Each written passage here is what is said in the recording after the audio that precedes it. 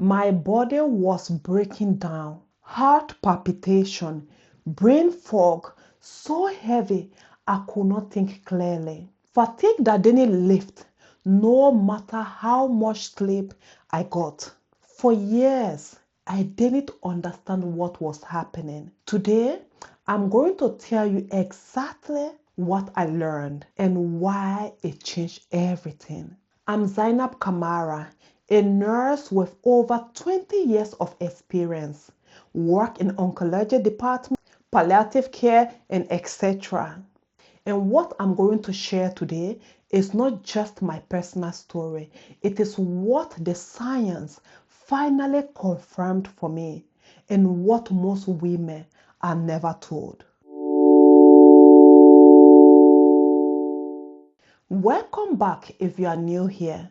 I'm glad you found this video. And by the end of this video, I'm going to share the framework that finally helped me understand what my body actually needed and in what order. Because that sequence matters more than what most people realize. I also want to talk about one specific mistake I made that actually made things worse for me. Because I'm guessing some of you might be making it right now. Okay, let me take you back to the beginning. If you have ever felt like your body is working against you, you might understand exactly what I'm about to describe. You wake up tired, not the kind of tired that goes away after coffee, the kind that is already there when you open your eyes in the morning. You push through the day because you have responsibilities. There are people who need you, things that cannot wait. Your brain feels foggy, your energy crash in the afternoon, your body holds on to weight no matter what you do. And you start asking yourself, what is wrong with me? Why does everything feel harder than it should? And sometimes you go to the doctor and they say your tests are mostly fine, but you know something is not right. That was exactly where I was. And if that sounds familiar, I want you to stay with me because what I'm going to share today is not another list of things to add to your routines. It is an explanation of what was actually happening inside my body and why the things I was trying wasn't working. At one point, I wrote down all my symptoms before going to the doctor because there were so many. I was afraid I would forget some of them. The list included constant fatigue that didn't improve with rest, brain fog, heart palpitation, difficulty regulating my weight, persistent HPV that wasn't clearing, and an ovarian cyst that was growing to the point where surgery was scheduled. My doctor looked at my list and he said, "You have a lot of symptoms. What are we going to do about this?" And honestly, he didn't really have an answer. So I went from appointment to appointment, different referrals, different departments, trying to piece together what was happening to me. What I didn't understand at the time and what no doctor explained clearly was this. All of these symptoms were connected. They weren't separate problems happening in separate parts of my body. No, they were one system under pressure. Here is what was happening at a biological level. When the body experiences prolonged stress, emotionally, physically, and nutritionally, it activates what's called the HPV axis, your body's main stress response system. That stands for hypothalamic pituitary adrenal. This is your body's main stress response system. Under chronic stress, this system stays activated. cortisol, the main stress hormone, stay elevated. And when cortisol stay high for a long time, a series of things begin to happen. Blood sugar become unstable. Your metabolism slows down. Inflammation increases. The immune system becomes less effective. Sleep quality drops even when you are exhausted. And the body begins to hold on to fat, especially around the abdomen, as a survival response. In my case, my cortisol level were eventually found to be low, not high, which happens at the later stage of chronic stress.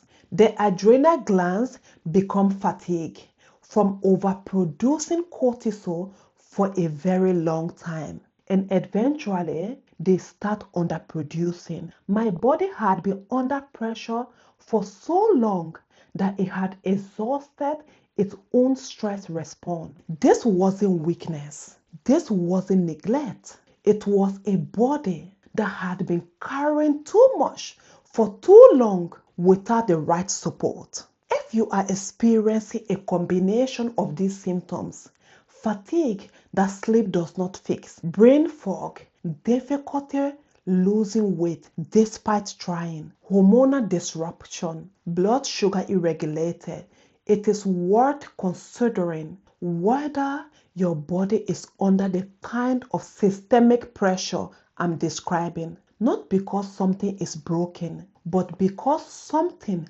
needs support. At some point, I made a decision. I could keep waiting for someone to figure this out for me, or I could start taking responsibility for my own health. Now, I want to be clear about something. Taking responsibility does not mean doing everything at once. It does not mean going hard. It means starting to pay attention and starting to understand what your body actually needs. I had always been someone who loved reading health books, nutrition, biologic, how the body works. But reading information is one thing. Applying it to your actual situation is something different. And during that period, I noticed something interesting.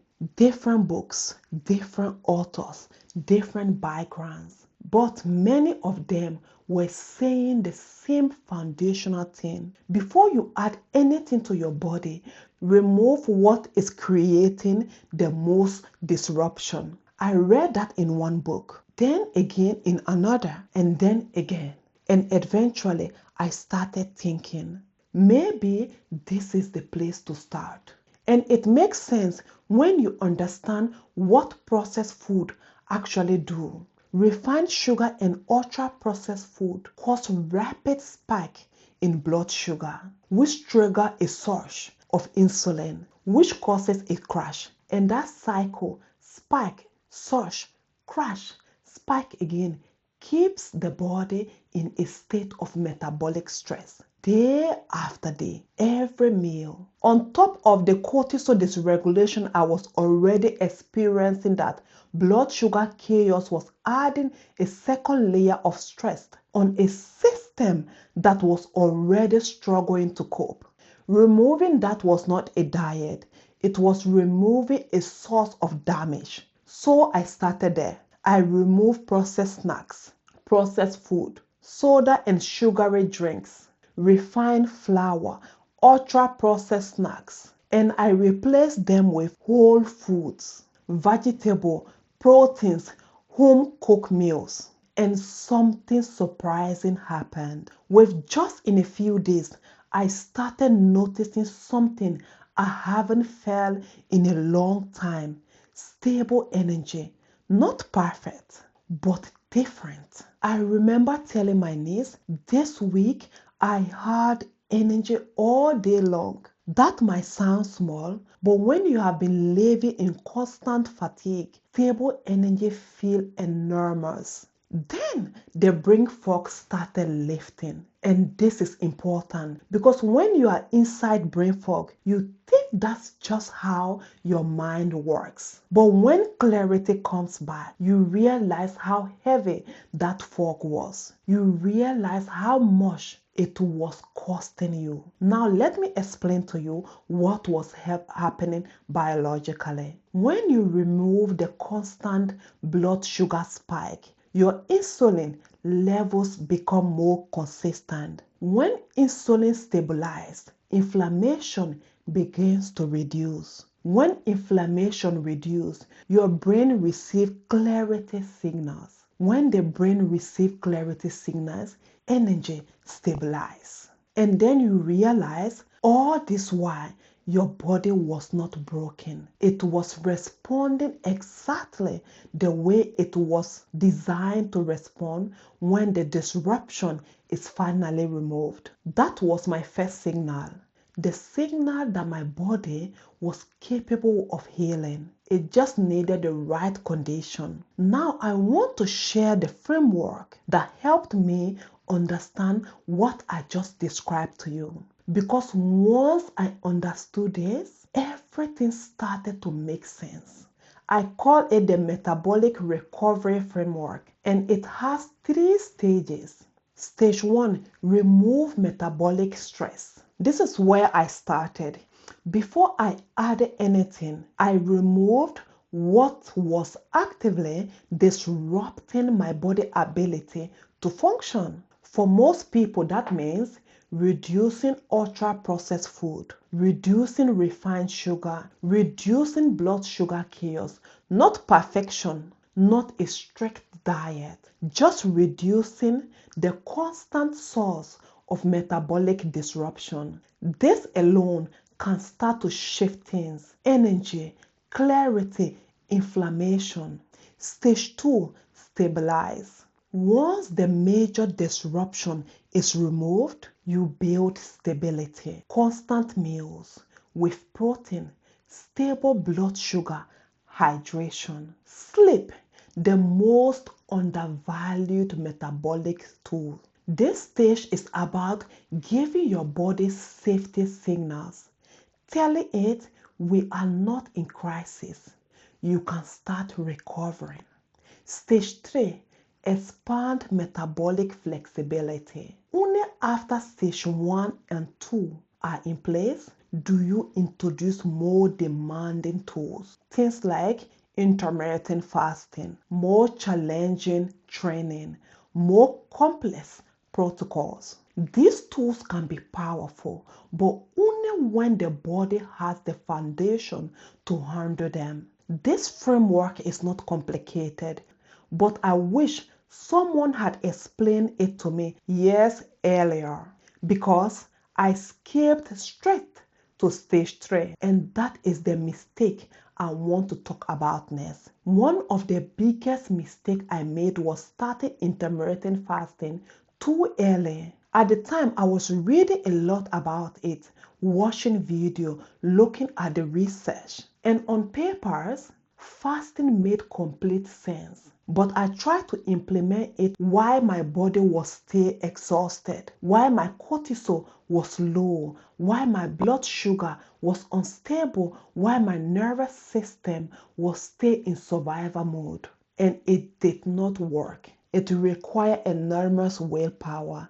I had energy crashes. Then I would overeat when I finally did eat. Because my body was so depleted, I felt like fighting my own body.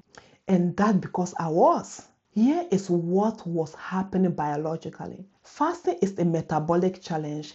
It works when the body has a stable blood sugar, adequate cortisol regulation, and a nervous system that feels safe. In that state, the body uses fasting to tap into the fat stores, reduce inflammation, and improve insulin sensitivity. But when the body is already under metabolic stress, fasting becomes another stressor on top of an already overwhelmed system. Cortisol increases further, blood sugar drops, The body reads this as a threat and it holds on tighter. The tool was not the problem. The timing was the problem. So if you are currently trying to fast and it feels like a battle, I want you to ask this question. Is your energy stable without fasting? Is your sleep consistent? Are you eating regular meals with adequate protein? If the answer to this question is no, your body might be in stage 1 or in stage 2 of recovering, not in stage 3, and that is okay. Build the foundation first. Fasting will always be there when your body is ready. What actually worked for me was something much simpler: layering. I did not do everything at once. I started with stage 1, removing the major disruption: processed food, refined sugar. When that became stable, I moved to stage 2, adding more whole food, protein, cooking more, hydration, which became one of the simplest and most effective habits I have developed. Better sleep, reducing overwhelmed where I can. Then when my energy had stabilized, I came back to fasting. At that time, it worked. Not because I was stronger, but because my body was ready. Over time, I began to notice deeper changes. My energy improved. My mind became clearer. My sleep improved. My emotional stability improved. My body started feeling calmer. And something else happened. My weight started coming off. But weight loss was not the first changes I experienced. It came later. Healing came first. Looking back, the biggest changes was not the weight. The biggest changes for me was that my body finally felt calm. I had energy again, clarity again. I could show up for my children the way I had always wanted to, and that meant everything. If you are watching this and your body feels overwhelmed, I want you to hear this clearly. Healing is possible, but you don't have to do everything at once. In fact, you shouldn't. Don't overwhelm an already overwhelmed body. Start with stage 1. Remove what is creating the most disruption. Give your body some space to breathe. Then build stability. Then expand. Your body is not your enemy. Most of the time, it has just been trying to protect you. And when you start supporting it the right way, it can recover. If this video helped you to make sense of something you have been carrying for a long time, share it with one woman who needs to hear it. And if you want to go deeper on the metabolic recovery framework, my next video will walk you through exactly how to apply stage 1 in real life. I will see you there.